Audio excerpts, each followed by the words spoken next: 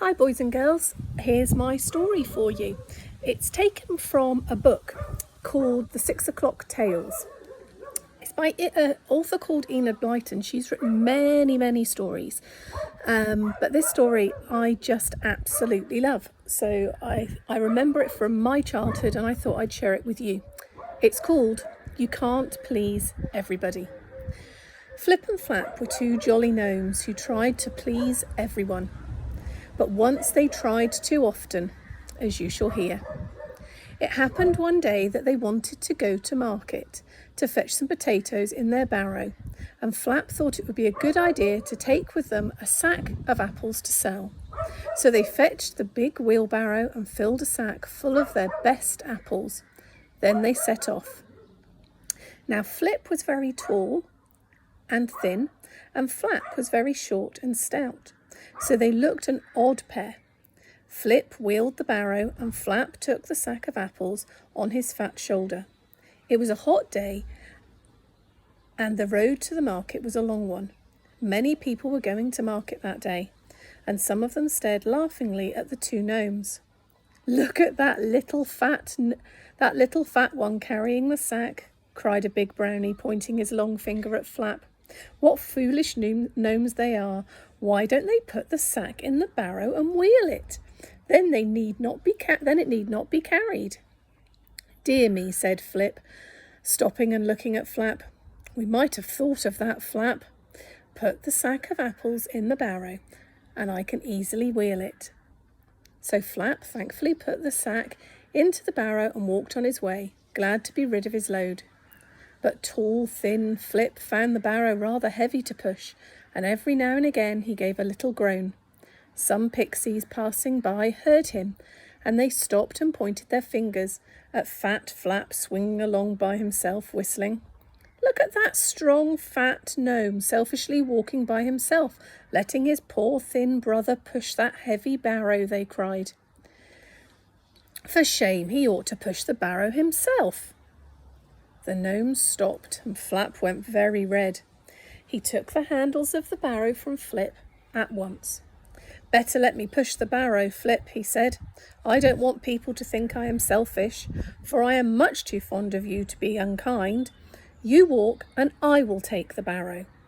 So tall, thin Flip walked beside the barrow, whistling gaily, while short, fat Flap pushed it.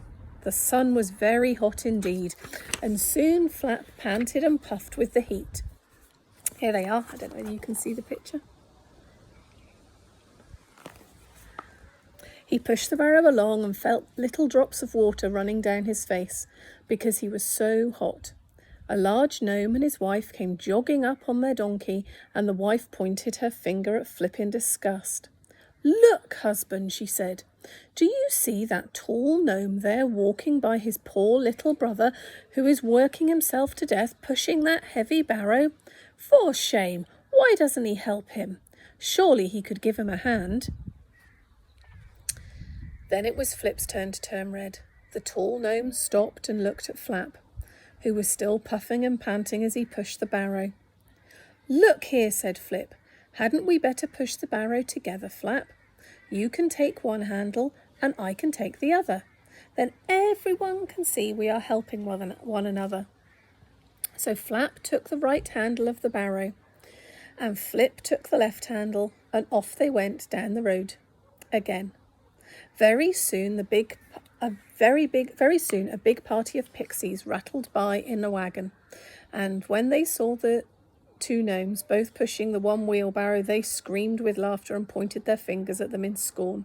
"Look at those gnomes. Those gnomes are so weak and feeble that it needs both of them to push one barrow. Oh, what a funny sight. Poor things. They ought to eat lots of eggs and butter to get up their strength.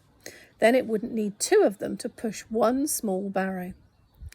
The gnomes put down the barrow with a bang and stared angrily after the cheeky pixies.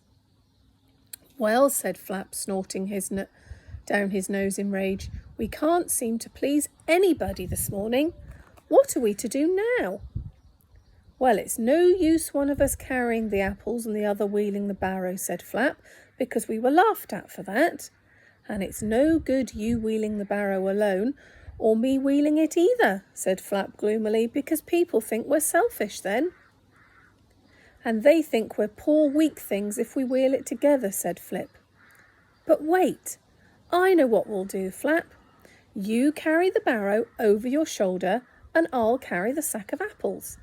Then we shall neither of us be being called stupid, selfish or feeble. Isn't that a good idea?" "Fine," said Flap, and he hoisted the barrow onto his head. The weight of it bent him over so he couldn't see where he was going. So he told Flip to walk in front of him and guide him. Flip went in front together, and together they made their way to market. The road began to get very crowded, and pigs and hens and ducks were all over the place. Suddenly a little pig ran between Flip's long legs, and over he went with the bag of apples. They rolled all over the road, and the pigs gobbled them up at once. Then Flap fell over Flip, and down came the barrow, crash. Its wheel broke in half, and the both handles were cracked. "My goodness me," said Flap, sitting up and looking in dismay at the pigs gobbling the apples and his broken barrow. "Look at that, Flip. This is what comes of trying to please everybody. Next time we will please ourselves." And I really think it would be better if they did. Don't you? Take care, boys and girls. Hope to see you soon.